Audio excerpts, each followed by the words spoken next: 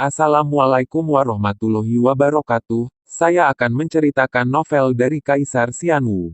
Sebelum ke pembahasan, jangan lupa like, comment, and subscribe ya guys. Tanpa basa-basi lagi kita lanjut ke ceritanya.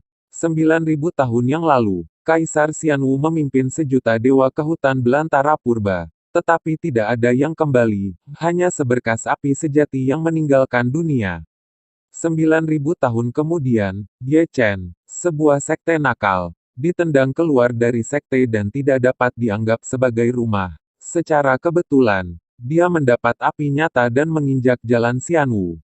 Ini adalah dunia di mana para dewa, iblis, dewa, dan Buddha hidup berdampingan. Ini adalah era kekacauan di dunia, dan perjalanan Ye Chen melawan langit dimulai di sini.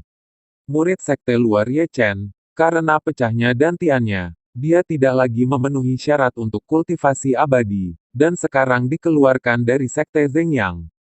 Dia tidak akan diizinkan masuk ke Zhengyang Lingshan selama setengah langkah dalam hidupnya. Di Aula Agung, suara sedingin es itu seperti penghakiman Tuhan, penuh keagungan yang tak tertahankan. Di bawah, Ye Chen berdiri diam di aula, ekspresinya sepucat kertas, mendengarkan kalimat kejam. Tinjunya mengepal, mungkin dengan terlalu banyak kekuatan. Kuku jarinya dimasukkan ke telapak tangannya, mengeluarkan darah. Dantian rusak, dan tidak ada peluang untuk kultivasi abadi. Ye Chen tersenyum, tetapi matanya penuh kesedihan. 3 hari yang lalu, dia membantu Zhongmen turun gunung untuk mendapatkan obat mujarab, tetapi diserang oleh Tuan Zhongmen musuh. Hanya saja dia tidak pernah berpikir bahwa kesetiaannya tidak berharga di mata sekelompok orang berpangkat tinggi ini, dan dia sangat ingin mengusirnya, seperti sampah yang tidak berguna. Belum pergi, melihat Ye Chen masih berdiri diam, ada suara lain di aula, dan dia sangat tidak sabar. Dantian rusak, apakah menarik untuk tinggal di sini? Sekte Zhengyang tidak pernah meninggalkan sampah. Setelah membesarkanmu selama 3 hari, kamu telah menghabiskan kebajikan dan kebenaranmu. Suara menghina di aula sangat keras, dan itu jatuh di telinga Ye Chen seperti jarum baja yang tertancap di hatinya. Sekte seperti itu benar-benar mendinginkan hatiku. Ye Chen berbalik diam-diam dengan suara serak dengan sedikit kesedihan dan kemarahan. Di luar aula, ada banyak gunung spiritual, pohon-pohon kuno yang menjulang tinggi, aura kabur, awan dan kabut, dan burung bangau menari dengan cabang, damai dan tenang, seperti negeri dongeng di bumi. Ini adalah sekte Zhengyang, sekte kultivator di selatan Great Chu. Namun, sekarang semua ini, di mata Ye Chen, tampak begitu dingin, sehingga dia tidak bisa menahan diri untuk menggigil sambil memeluk tubuhnya. Biarkan aku memberitahumu, aku masih dikeluarkan dari sekte. Begitu Ye Chen keluar, beberapa murid sekte menunjuk ke arahnya, mengejek dan mendesah. Kakak senior Ye cukup menyedihkan. Dia memperlakukan kita dengan baik sebelumnya, mengapa kita tidak mengirimnya pergi? Apa yang harus dikirim? Kita abadi, hal macam apa dia? Hari ini berbeda dari masa lalu. Ejekan dan desahan di sekitar membuat Ye Chen menundukkan kepalanya dan ingin mengatakan sesuatu. Tetapi ketika kata-kata itu mencapai tenggorokannya, seolah-olah ada tulang ikan yang mencuat. Ya, dia bukan lagi Ye Chen seperti dulu. Hari ini, dia bukan abadi yang berkultivasi, tetapi sia-sia dengan dantian yang rusak. Kesombongan masa lalu telah lama hilang. Menghadapi dunia yang panas dan dingin, beberapa hanya menanggungnya diam-diam. Yo yo yo, tawa lucu datang dari depan. Dan seorang murid berpakaian putih dengan kipas lipat di tangannya mendekatinya, menatap Ye Chen dengan mata main-main. Siapa ini? Bukankah ini kakak senior Ye kita? Ye Chen mengangkat kepalanya sedikit, dari rambutnya di celah sutra, saya melihat penampilan orang yang datang. Dia berwajah putih, dan dua bibirnya yang tipis menunjukkan kekejaman. Dia cukup tampan, tetapi dia memiliki sepasang mata phoenix. Zhao Kang. Ye Chen menemukan nama orang ini dari ingatan. Zhao Kang pada waktu itu tidak seaneh sekarang. Pada saat itu, dia menghormati saudaranya Ye. Cek-cek, pikirannya terputus, Zhao Kang berputar-putar di sekitar Ye Chen, melihat ke atas dan ke bawah, dan mulutnya penuh dengan suara menamparkan. Kakak senior Ye. Kenapa kamu begitu malu sekarang? Aku benar-benar merasa tidak enak menonton kakak muda. Untuk mengatakan lebih banyak, segera mengambil langkah. Jangan pergi. Zhao Kang melangkah menyeberang dan berdiri di depan Ye Chen lagi. Menggoyangkan kipas lipat dengan ringan. Menatap Ye Chen dengan tatapan main-main. Minggir, ini semua sampah. Dan kamu masih sangat tangguh. Dia menutup kipas lipat dengan tiba-tiba. Dan senyum di wajah Zhao Kang tiba-tiba menghilang. Apakah kamu benar-benar berpikir kamu adalah mantan Ye Chen? Ye Chen gemetar, ingin membantah, tetapi tidak dapat berbicara. Apakah kamu ingin pergi? Kamu bisa. Zhao Kang berbicara lagi. Mengatakan bahwa dia telah merentangkan kakinya. Dan menatap Ye Chen dengan main-main. Naik dari selangkanganku. Mungkin aku bisa memberimu beberapa batu spiritual sebagai hadiah, biaya perjalanan.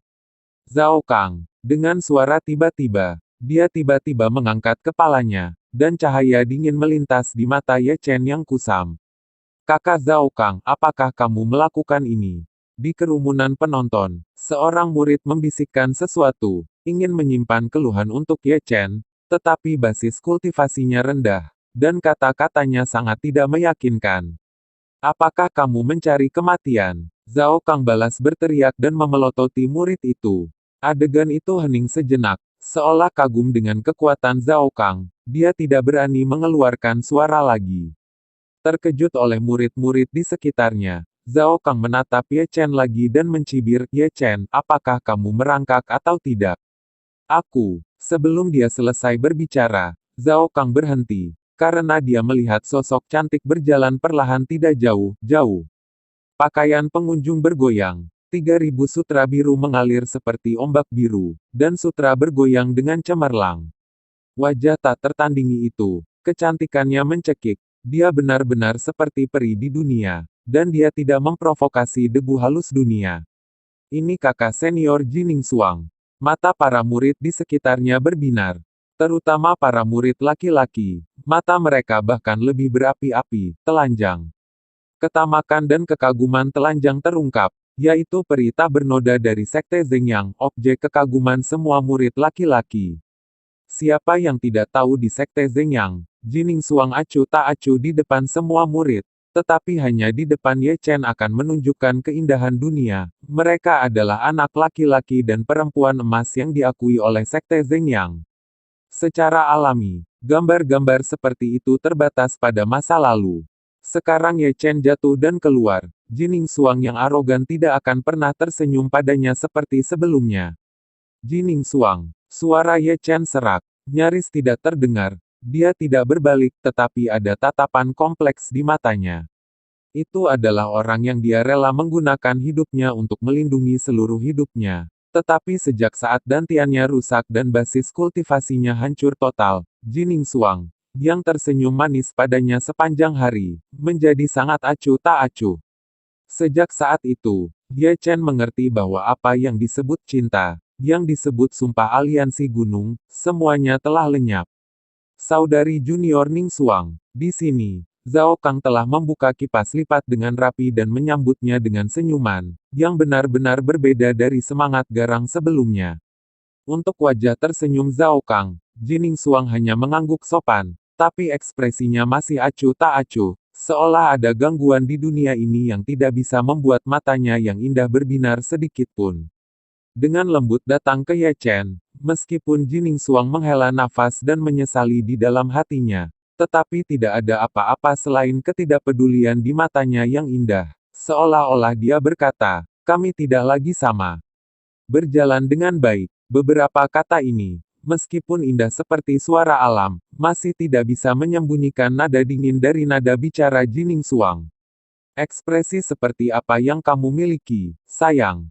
Tanpa menemui Jining Suang, Ye Chen hanya membungkuk untuk mengambil ransel yang jatuh ke tanah, dan tidak ada lagi kehangatan masa lalu dalam kata-katanya. Jining Suang terdiam, dan beberapa cinta masa lalunya hanyalah trans sesaat. Ayo pergi, ayo pergi. Dengan lembut menepuk debu di ransel, Ye Chen berbalik perlahan, berjalan dengan langkah lelah, punggung kurus, di bawah malam yang diterangi cahaya bulan, tampak sangat kesepian. Di malam yang gelap, di jalan kuno yang tenang, Seekor kuda kurus berjalan perlahan, dan suara kuku kuda yang menyentuh tanah terdengar ringan dan berirama. Ye Chen berbaring lelah di punggung kuda, diam-diam menatap kehampaan. Sejak dia turun dari Sekte Zhengyang, dia telah berbaring di punggung kuda ini, dibawa oleh kuda kurus, tanpa henti, tidak tahu kemana dia pergi atau kemana dia bisa pergi. Dia telah menjadi yatim piatu sejak dia masih kecil dan dibawa ke Zhengyang. Zhong tidak memiliki rumah, tidak memiliki orang tua, dan tidak dapat menemukan kerabat dalam ingatannya. Dia selalu menganggap Zhengyang Zhong sebagai rumahnya, dan saudara-saudaranya adalah kerabatnya. Sekarang, dia dikeluarkan dari Sekte Zhengyang dan berubah menjadi anak tunawisma, kesepian yang belum pernah terjadi sebelumnya, yang membuatnya meringkuk tanpa sadar. Di mana rumah? Kata-kata yang bergumam sangat jelas di malam yang gelap. Sebelum dia menyadarinya, mata Ye Chen menjadi kabur, dan dia tidak bisa menahan diri untuk tertidur karena kelelahan. Namun, pada saat matanya kabur, di atas langit malam yang gelap, sebuah bintang yang menyilaukan jatuh, yang sangat menyilaukan. Melihat ini, dia tiba-tiba duduk, dan matanya bergerak dengan bintang jatuh. Bintang itu keemasan, dan sepertinya telah mengumpulkan ratusan juta bintang.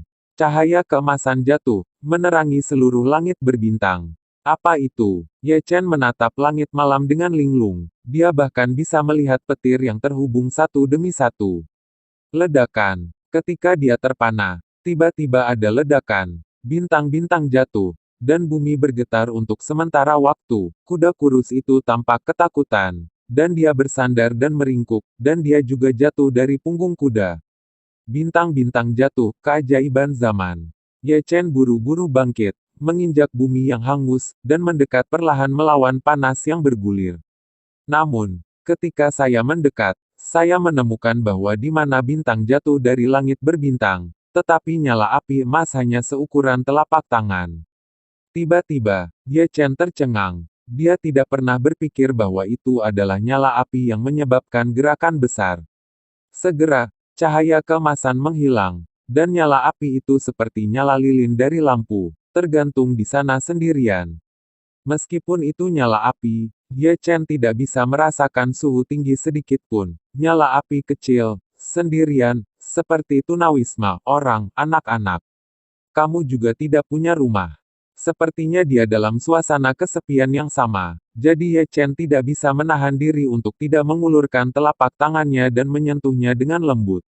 Nyala api itu tampaknya memiliki spiritualitas dan api itu melompat ke telapak tangannya, seperti anak yang lugu dan cantik bermain di telapak tangannya. Menarik, Ye Chen tidak bisa menahan diri untuk tidak mengulurkan jarinya dan menyentuh nyala api. Hanya saja tidak masalah, nyala api berubah menjadi cahaya keemasan dan memasuki tubuhnya. Kamu, ekspresi Ye Chen berubah, tetapi dia tidak menanggapi. Dan nyala api itu tampak seperti main-main, berputar dalam lingkaran besar di tubuhnya, dan akhirnya meluncur ke dantiannya yang rusak. Segera, semburan panas datang dari perut bagian bawahnya, menyebabkan dia buru-buru melihat ke dalam tubuhnya. Dia melihat pemandangan yang menakjubkan. Karena nyala api, dantiannya yang pecah sembuh dengan kecepatan yang terlihat dengan mata telanjang. Kehangatan mengalir ke seluruh tubuhnya, seperti musim dingin yang dingin dan bulan ke-12 lunar, bermandikan terik matahari. Ini, Ye Chen membuka mulutnya, tapi itu belum berakhir. Nyala api melompat-lompat di dalam dantiannya, seolah-olah dia merasakan kapasitas kecil dari dantiannya. Tubuh api kecilnya tiba-tiba menjadi besar dan memancarkan cahaya keemasan yang cemerlang, sampai berubah menjadi lautan api emas. Dan dengan itu berubah menjadi lautan api, dan itu juga memperbesar dantian Ye Chen. Sehat, Ye Chen memeluk perut bagian bawahnya dan mengerang, jatuh ke tanah di tempat, dan air mata menyebar dari perut bagian bawah ke seluruh tubuhnya. Suara seperti itu datang dari suatu tempat, dan dantian Ye Chen yang baru dipulihkan benar-benar pecah lagi, pecah oleh api, dan menjadi putih dan berawan, seperti dunianya sendiri. Dengan kabut putih di atas dan cahaya keemasan yang menyilaukan di bawah. Pada titik ini, nyala api berhenti dengan patuh, dan melayang di sana. seolah-olah berkeliaran di sekitar rumah Anda yang baru dibuat. Tapi sepertinya orang yang baik-baik saja, dan keadaan Ye Chen tidak terlalu baik. Dia berbaring di tanah, terengah-engah, tubuhnya dipenuhi keringat panas, dan rasa sakitnya sangat parah sehingga urat biru muncul di dahinya, matanya merah, dan bahkan wajahnya menjadi sangat terdistorsi. Saya tidak tahu kapan, rasa sakit yang parah berangsur-angsur menghilang, dan perasaan hangat memenuhi seluruh tubuh lagi, memungkinkan Ye Chen mendapatkan kembali kejernihannya. Pada saat ini, dia menatap kosong kedantiannya, yang telah mengalami perubahan yang mengguncang bumi, membuka mulutnya, dan suaranya sedikit kering. Ini, apakah ini dan Hai? Biksu tingkat ke-6, Qi kondensasi, Ren Yuan, Truyang, Lingsu, kosong, diam. Alasan mengapa Ye Chen sangat terkejut adalah bahwa yang disebut dan Hai adalah satu tingkat lebih tinggi dari Dantian. Hanya ketika basis budidaya mencapai alam Void Nether, dan Hai dapat benar-benar dibuka. Dia tidak pernah membayangkan bahwa nyala api tidak hanya memperbaiki miliknya, Dantian, tetapi juga membantunya dia membuka dan Hai. Tiba-tiba aura tipis antara langit dan bumi berfluktuasi. Segera, energi spiritual langit dan bumi berkumpul menuju Ye Chen, membentuk pusaran energi spiritual dengan Ye Chen sebagai pusatnya, mengalir ke tubuhnya melalui acu points dan pori-pori tubuh Ye Chen, dan kemudian mengalir ke danhainya, tubuhnya, seperti lubang tak berdasar. Paus menelan energi spiritual antara langit dan bumi. Pada saat ini, nyala api menjadi aktif kembali, dan semua energi spiritual yang mengalir ke danhai ditempa menjadi energi sejati emas murni olehnya, sehingga danhai kering yang baru saja terbuka menjadi emas, Qi sejati seperti emas laut. Menatap danhai dengan linglung, mata Ye Chen sedikit kabur, tubuhnya bergoyang beberapa kali, dan jatuh ke tanah. Malam yang sunyi, fajar dalam sekejap mata. Di pagi hari, mata hangat jatuh ke wajah Ye Chen melalui jendela. Perlahan membuka matanya, Ye Chen melihat wajah muda dan lembut menghadapnya, menatapnya dengan mata besar. Kakak, kamu sudah bangun. Remaja itu menunjukkan dua baris gigi putih. Siapa kamu? Ye Chen tiba-tiba duduk, memandang bocah itu, dan melihat sekeliling, sangat aneh. Tempat apa ini? Mengapa aku di sini? Namaku Hua. Bocah itu sederhana dan jujur dengan tersenyum. Ini adalah taman spiritual kecil Heng Yuezong. Kamu pingsan di hutan tadi malam. Kakek dan aku membawamu kembali. Heng Yuezong. Ye Chen terkejut. Ada 3 sekte di satu aula kerajaan Chu besar. Aula Haus Darah mendominasi Chu Utara, sementara Sekte Zengyang, Sekte Qingyun, dan Sekte Heng Yue mendominasi Chu Selatan. Dalam arti tertentu, Sekte Heng Yue dan Sekte Zengyang masih bermusuhan. Ye Chen tidak pernah berpikir bahwa dia baru saja diusir dari Sekte Zengyang belum lama ini, dan dia datang ke Sekte Heng Yue yang bermusuhan hari ini. Aku akan membuatkanmu sesuatu untuk dimakan. Melihat Ye Chen dalam keadaan linglung, Huba berkata, dan berlari keluar. Di tempat tidur bambu, Ye Chen tertegun untuk sementara waktu. Pikirannya berangsur-angsur pulih, dan dia ingat apa yang terjadi tadi malam. Tadi malam, memikirkan apa yang terjadi tadi malam, Ye Chen buru-buru memeriksa tubuhnya. Dan Hai adalah sepotong emas, seperti dunia, dengan kabut putih kabur di atas dan Qi emas bergolak bergulir di bawah. Ini bukan mimpi, itu semua nyata. Napas Ye Chen sedikit pendek, dan ketika dia bangun, dantian yang rusak tidak hanya diperbaiki, tetapi juga membuka danhai, dan bahkan Qi sejati di danhai menjadi lebih dan lebih klasik. Dengan kepalan tangan, dia menemukan perasaan, penglihatan, dan kekuatan biksu yang telah lama hilang, dan pada saat ini, dia memiliki sublimasi yang belum pernah terjadi sebelumnya. Dan semua ini karena nyala api emas itu. Memikirkan api emas, Ye Chen tanpa sadar melihat api emas yang tergantung di danhai, berayun dengan api dan melompat seperti anak kecil. Kamu tidak bisa menjadi api yang nyata. Ye Chen berpikir, dan memanggil api itu ke telapak tangannya.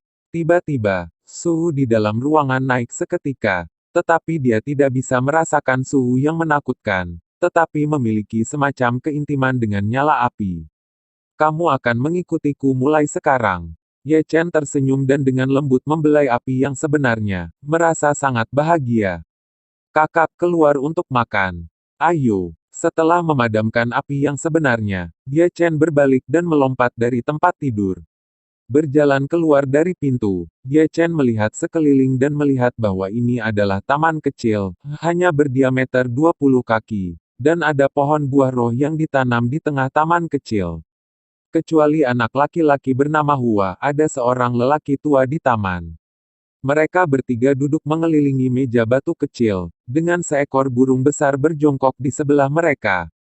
Pada saat ini, mereka menatap makanan di atas meja. Di dunia biksu, jenis burung ini disebut binatang roh. Digunakan sebagai perjalanan biarawan. Setelah berbicara, Ye Chen mengetahui bahwa lelaki tua yang menyelamatkannya tadi malam bernama Zhang Fengnian.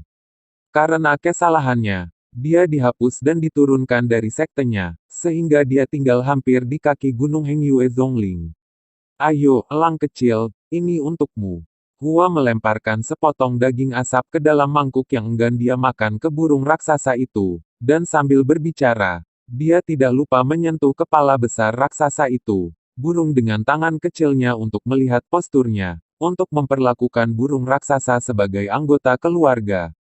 Di sini, Zhang Fengnian tersenyum lembut dan menatap Ye Chen, anak muda, kamu juga seorang biarawan. Ye Chen, yang sedang melahap makanan dan memasukkan makanan ke dalam mulutnya, mendengar pertanyaan Zhang Fengnian, dan buru-buru meletakkan peralatan makan dan tersenyum, mengangguk.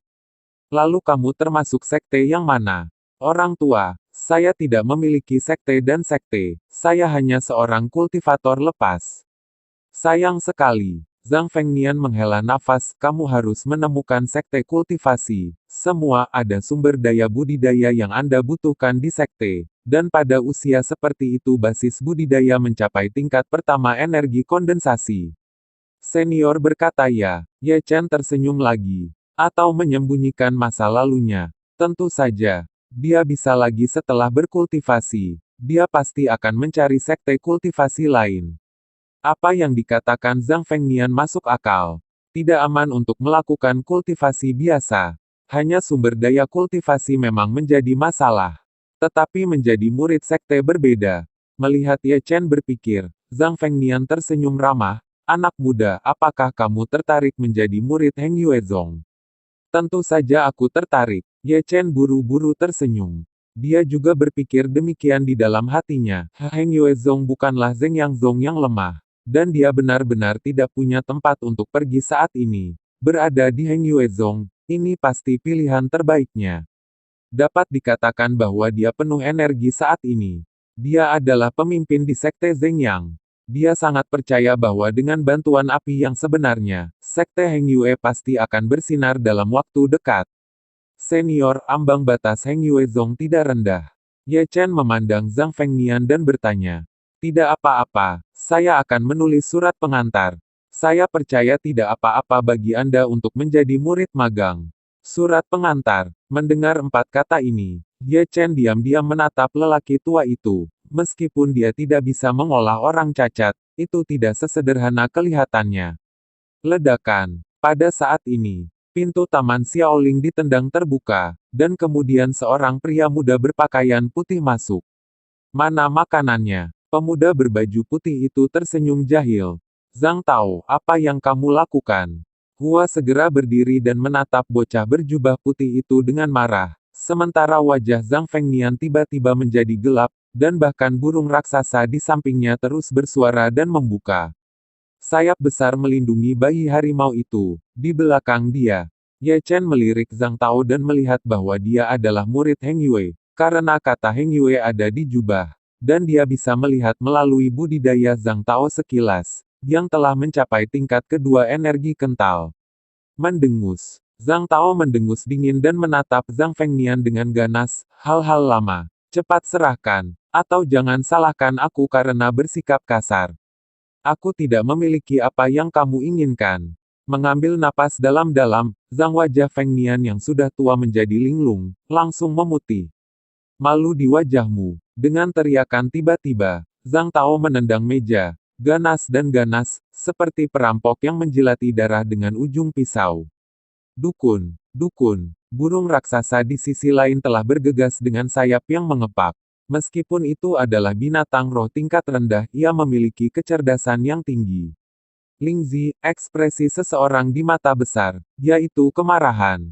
Mencari kematian. Mata Zhang Tao menjadi dingin, dan ada truki yang tertinggal di antara telapak tangan dan jari-jarinya, yang langsung terkondensasi menjadi bilah qi, dan langsung meninggalkan selokan darah di tubuh Big Bird. Burung besar itu berlumuran darah dan jatuh ke tanah di tempat. Elang kecil, bayi harimau bergegas mendekat. Dukun, dukun, burung besar itu lemah dan lemah, tetapi dia masih menggunakan sayapnya yang besar untuk melindungi bayi harimau di bawahnya. Kamu bajingan. Dia menunjuk Zhang Tao dengan jari gemetar. Zhang Fengnian sangat marah sehingga dia hampir jatuh ke tanah. Serahkan, atau jangan salahkan aku karena kejam. Zhang Tao mengambil langkah lebih dekat, tetapi kata pedas belum diucapkan. Dan Ye Chen, yang ada di sampingnya, menamparkan kepalanya, mukanya terkunci. Tepuk tangan nyaring dan keras. Zhang Tao dipukuli, dan sebelum dia bisa bereaksi, dia menemukan bahwa lengannya dibanting oleh Ye Chen, dan tubuhnya kehilangan keseimbangan dalam sekejap. Ledakan. Dengan ledakan keras, Zhang Tao, yang arogan dan mendominasi di saat-saat terakhir, dibanting ke tanah oleh Ye Chen, dan sesosok manusia dihancurkan dari tanah yang kaku. Engah. Seteguk darah menyembur keluar. Zhang Tao dilempar oleh Ye Chen dan organ dalamnya tergeser. Dalam adegan ini, saya tercengang ketika saya melihat Zhang Fengnian, bayi harimau di samping, melihat Ye Chen yang begitu kokoh, tidak bisa tidak menelan air liur. Zhang Tao, yang kental di surga kedua, dirobohkan oleh Ye Chen pada pandangan pertama. Memang benar Ye Chen melakukan serangan diam-diam, tetapi kekuatannya sedikit menakutkan. Hanya saja, bagaimana mereka tahu bahwa yang ada di dalam Ye Chen adalah Dan Hai? Jika itu benar Qi, tingkat kultivasi juga merupakan tingkat pertama Qi kondensasi, dan jumlah Qi sejati di Ye Chen dan Hai adalah 3 kali lipat dari mereka. Dengan cara ini, meskipun Ye Chen Si Wei berada di tingkat pertama Qi kondensasi, itu sebanding dengan tingkat ketiga Qi kondensasi biasa. Orang-orang melihat ke langit, dan mengumpulkan lebih banyak yin dan kebajikan untuk dirimu sendiri. Dengan Ye Chen berteriak, Zhang Tao, yang dipukuli dengan darah dan daging, diusir dari taman spiritual kecil oleh Ye Chen. Pada malam hari, Ye Chen mengirimkan Qi ke Xiao Ying, yang menyelamatkan hidup Xiao Ying, tetapi untuk waktu yang lama, akan sulit bagi burung dan binatang raksasa yang setia ini untuk terbang di udara. Teman kecil, terima kasih banyak untuk hari ini. Zhang Fengnian duduk di tangga batu, menatapnya bahwa dia telah menua banyak, dan diracuni oleh muridnya adalah rasa sakit yang luar biasa bagi pria tua yang baik hati seperti dia. Senior, apa yang kamu bicarakan, ini hanya masalah mengangkat tanganmu. Ye Chen tersenyum santai. Hanya mendengarkan desahan Zhang Fengnian, mata tua keruh itu penuh dengan nostalgia. Seolah mengingat masa lalu yang menyedihkan, saya dulu adalah penatua sekte Heng Yue. Hanya karena saya membuat kesalahan besar, saya dibuang ke spiritual kecil ini. Taman. Dan Zhang Tao adalah mantan muridku. Semuanya salahku, dan aku tidak punya cara untuk mengajar. Tuan memimpin pintu, dan kultivasi tergantung pada individu. Ye Chen menghibur, senior tidak itu saja. Dia hanya menginginkan mantra spiritual surgawi kakek. Hu Bebi di sampingnya dengan marah mengepalkan tinjunya dengan erat. Dia telah merampok semua barang yang kakek simpan selama bertahun-tahun, dan dia datang ke sini setiap hari. Mengganggu kita. Mantra surgawi. Ye Chen tidak asing dengan nama. Heng Yue Zong memiliki jimat ajaib yang disebut mantra spiritual surgawi. Setelah melekat pada seseorang, itu akan menyegel Qi sejati orang tersebut dalam waktu singkat. Jimat ini telah lama dikenal selama 3 zong. Mantra semacam ini sangat berharga, dan tidak pernah dikabarkan. Ye Chen tidak pernah berpikir bahwa mantra semacam ini akan benar-benar ada di tahun panen ini. Teman kecil, aku sudah menulis surat rekomendasi. Naik gunung untuk berlatih besok. Bakatmu tidak rendah, tapi jangan menguburnya. Sementara Ye Chen berpikir, Zhang Fengnian sudah memasukkan surat dan file ke tangan In Ye Chen. Ada juga file ini, yaitu untuk memperkenalkan Heng Yue.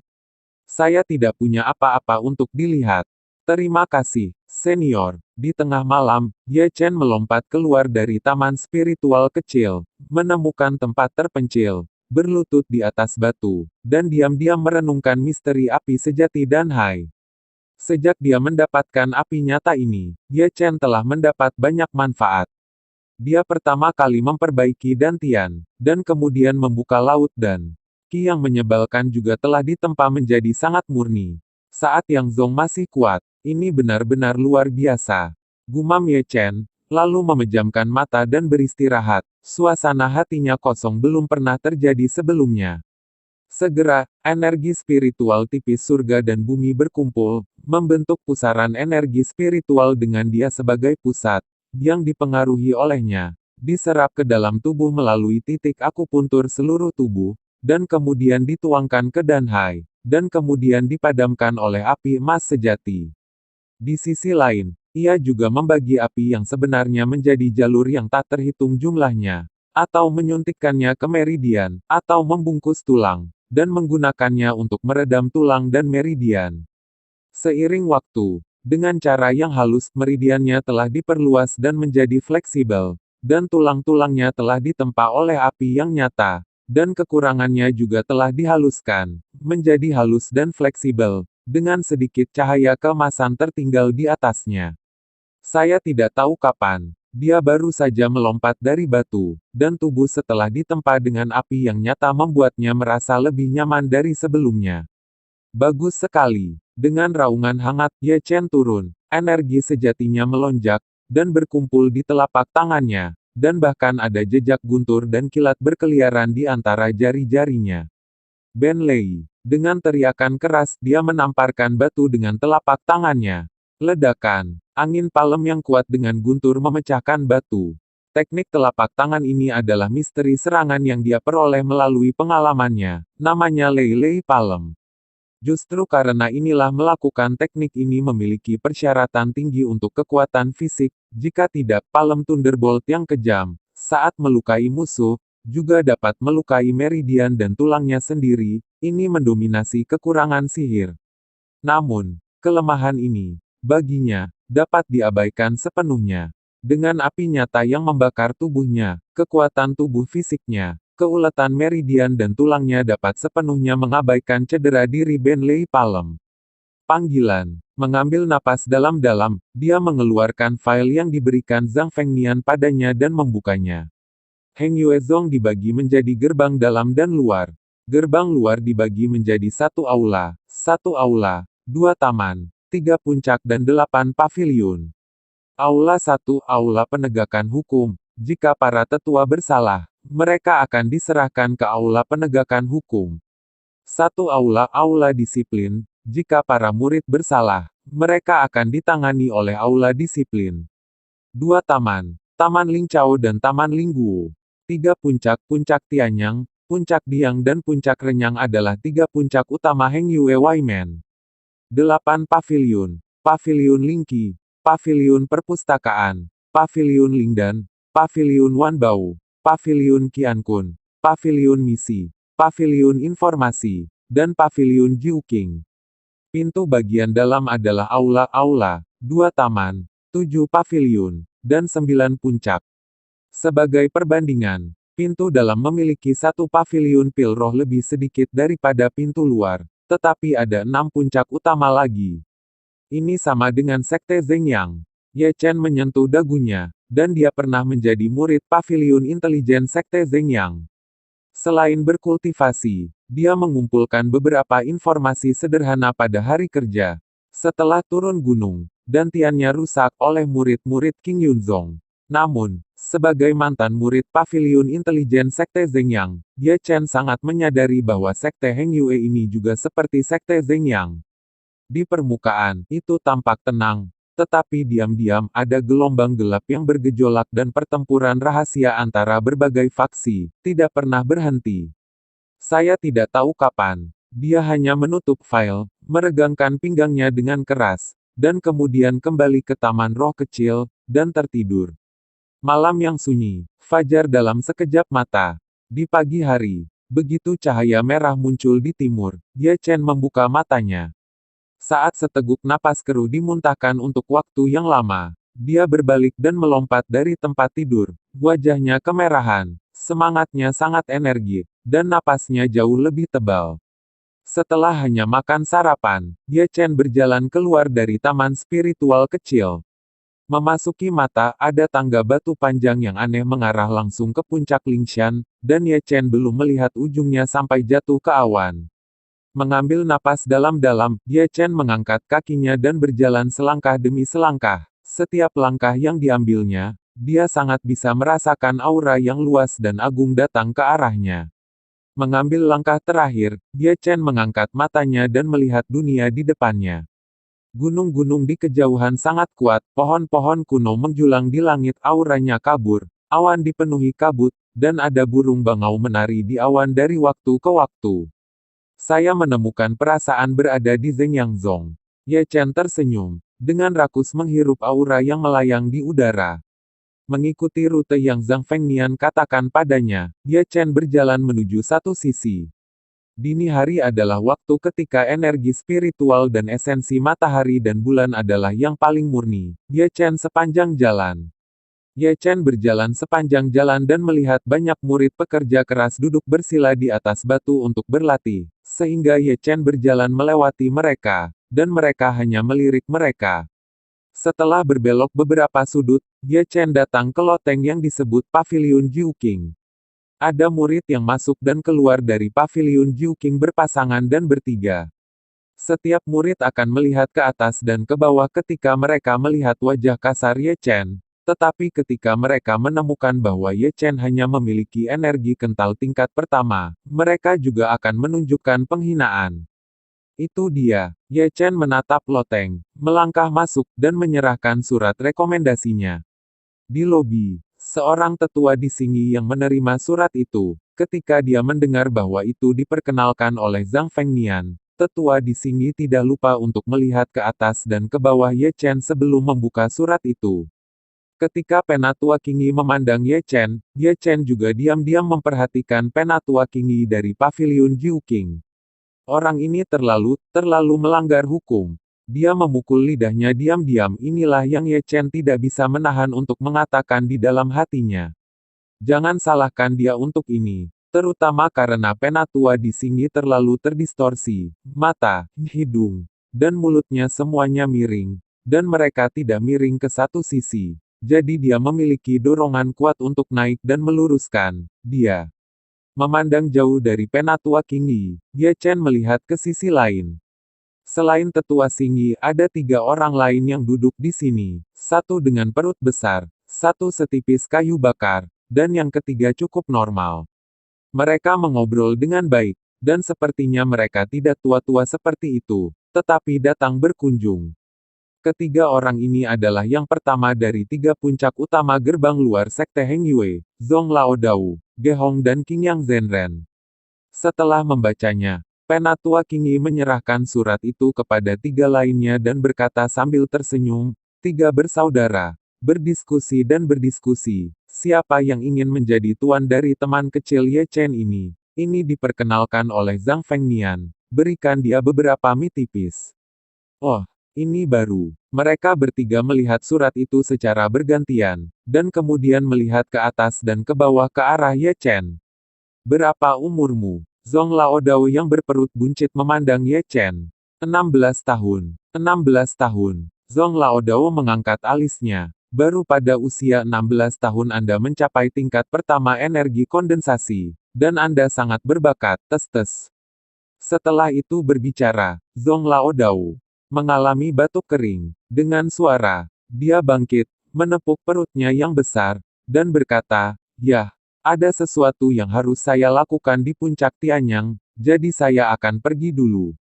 Sebelum kata-kata itu selesai, Zhong Laodao yang gemuk berlari keluar dari lobi dengan cara yang licik, karena takut Penatua Qingyi akan menyeretnya kembali dan menerima Ye Chen sebagai muridnya. Setelah Zhong Laodao pergi, Gehong juga berdiri, tangannya di belakang, dan melirik Ye Chen dengan jijik. "Aku, Yang Feng, Jangan mengumpulkan sampah. Setelah mengatakan itu, Gehong juga berjalan keluar dari lobi. Hanya ada Penatua Qingyi yang tersisa di lobi.